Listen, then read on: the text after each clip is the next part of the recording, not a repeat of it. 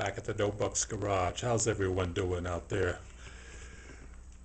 Made a few changes since you last were inside here in preparation for what's now going to become the fall and eventually wintertime. This project, excuse me, this project is going to take a little while. So I've decided to get prepared for the wintertime. One of my biggest problems inside the garage was the garage door. As you can see, it is exceedingly different. That is the Reflectix brand insulation that I have put up on the front door, the 16-foot door here at the Notebooks garage, as well as the 8-foot door at basically, well, what's considered the back of the garage. There's the wide shot of it. Now, the purpose for doing this was because, of course, in the height of the summertime, that door was like an easy bake oven. Right, you got to be a person of a certain age to know what an easy bake oven was. But the sun's radiant energy, when the door was down, would make that area extremely hot and transmit that heat inside when I would have to work with the doors closed. So after a lot of reading online, I decided to go with this Reflectix brand insulation barrier and put it up on the outside of the door. Well, outside of the door, that is, as you can see, along the full length of the door, as opposed to doing the individual 1, 2, 3, 4 panels and stuffing it in there. And that was due to the amount of sun that that door received in the summertime. Of course, this being fall, we've tilted a little bit and the sun has changed angles dramatically. So, going to utilize the insulation properties, of course, in the winter to retain heat inside, while the back door did not receive as much radiation because I have wonderful shade in the backyard, wonderful shade trees back here in the back of the garage. It would help nonetheless to insulate this door as well, to retain what heat that I put inside the garage and keep it inside the garage instead of radiating it through the steel doors on both sides. So that's just one of the things that we have been involved with since last with you. But let's get to the car. What we've been doing with it so far. It's been on its weight loss program. I can't say so much for the driver / mechanic. I'm still working on that too. We talked about the windows, and this one was successful in that it was able to retain functionality after cutting out everything.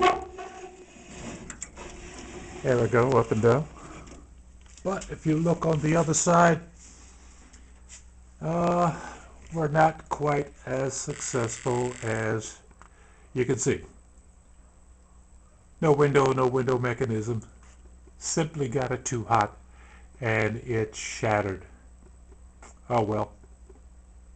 Back up and punt. We'll move on. We'll make some other provision. Probably Lexan. Inside the car,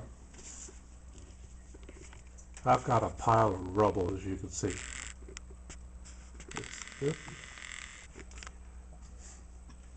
I've got a pile of rubble because I decided to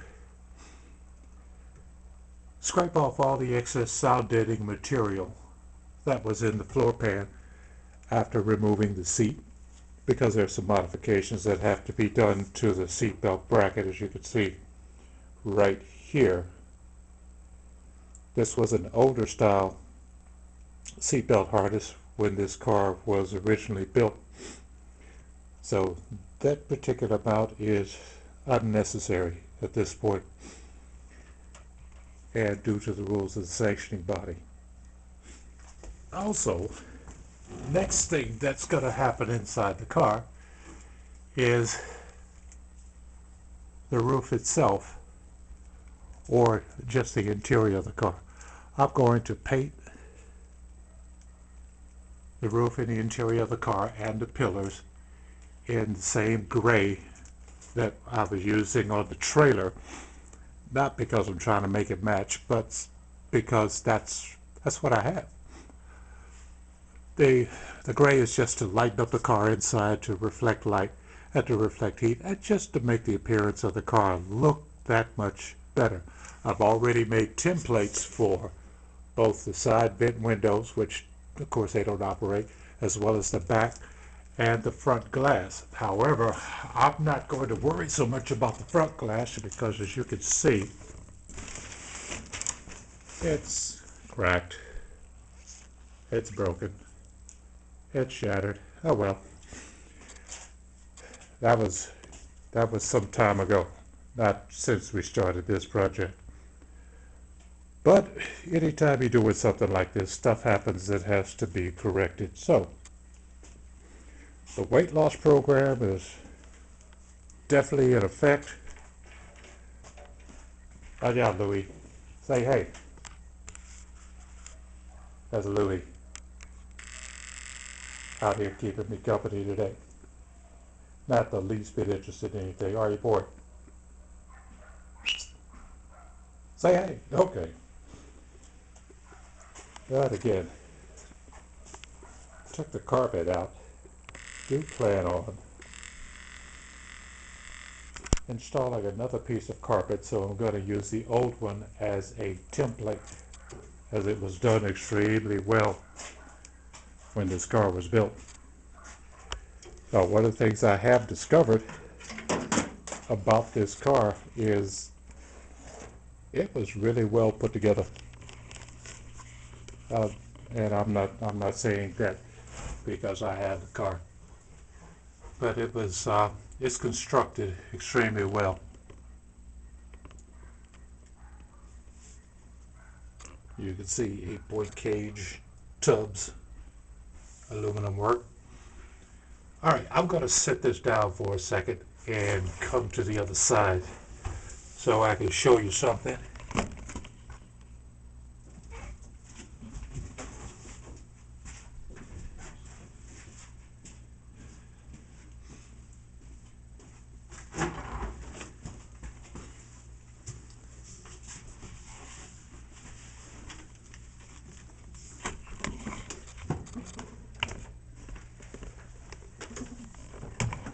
Okay.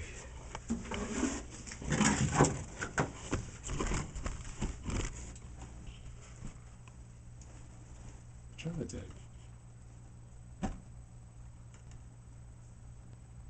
Get it all focused there. Point, aim, shoot.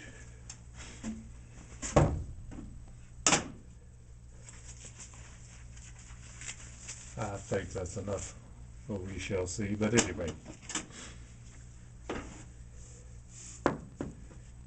getting off this material is not difficult, but it's not easy. Right now it's about, I don't know, 65, 70 something degrees today.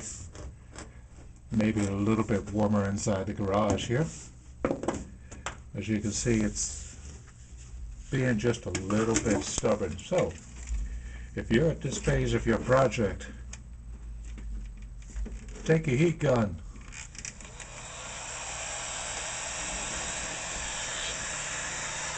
And a good stiff blade from anybody's hardware store.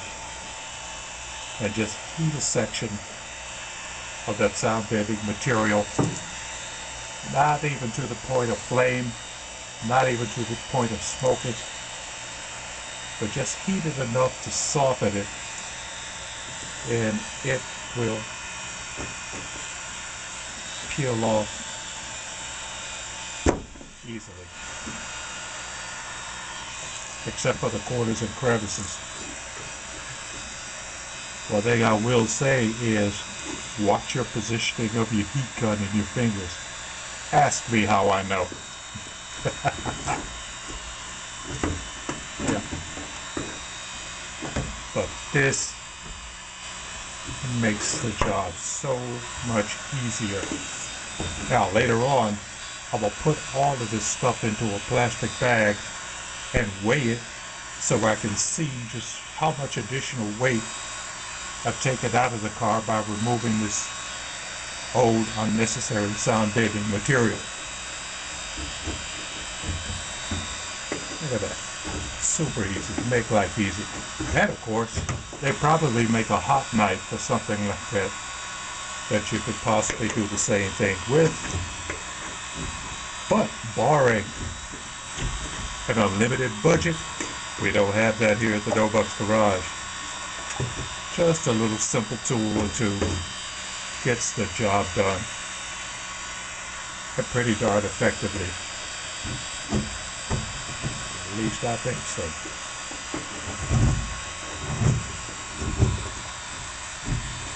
Hey, maybe the hair dryer will work. Who knows? But just apply just a little bit of heat, and the job is so much easier. Just a quick tip. Hey, I will come back to you after I reposition the camera, because we're going to get started on wire brushing the roof of the car. But I'm going to finish this up, and who wants to watch paint dry? Right back with you.